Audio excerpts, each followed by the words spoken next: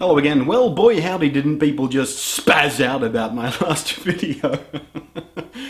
Whew, those PC gamers are a violent and twitchy lot. Now, I was lamenting the fact that SPORE wouldn't run on the Mac I have, mainly due to the video card, despite the fact that exact same video card being supported under Windows operating system.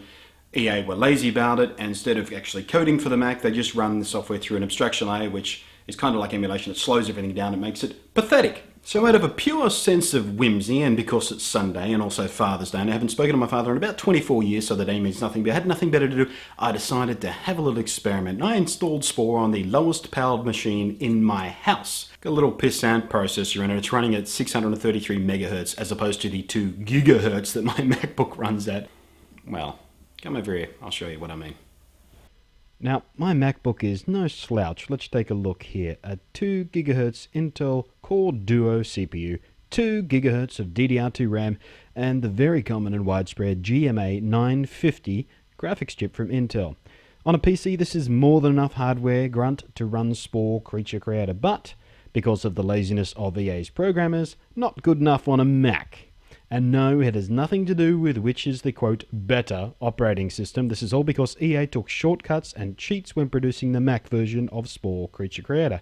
So all you little fanboy twerps out there, just STFU already.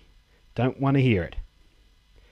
And over here, my little ASUS EeePC. It's powered by a comparatively wimpy Intel Celeron M CPU, designed to run at 900 MHz, that's less than 1 GHz for those of you keeping score, but ASUS have clocked it down even slower to help with cooling and battery life, so it's running at 630 MHz. So by today's standards, it's pretty damn slow. I upgraded the RAM from the stock 512MB to a full gig, and the graphics chip is a little sad Intel GMA 900. In every way, it is significantly less powerful than my MacBook. But check this out. It runs SPORE Creature Creator. In fact, it runs it pretty damn well. I've just spent like the last 2 hours messing around on this demo version, right here, powering away on this little bugger.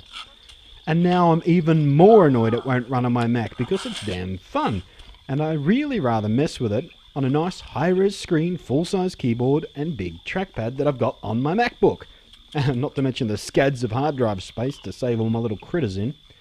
And what's even more surprising is that I am not even having to run this with the settings turned down. Check this out. Medium settings all across the board, and it still chugs out at a surprisingly decent performance. I can even use the built-in video recording function and it barely skips a beat. The frame rate drops down a bit, but the video it produces is still pretty usable for showing off one's critters on YouTube or whatever. Like my little guy here?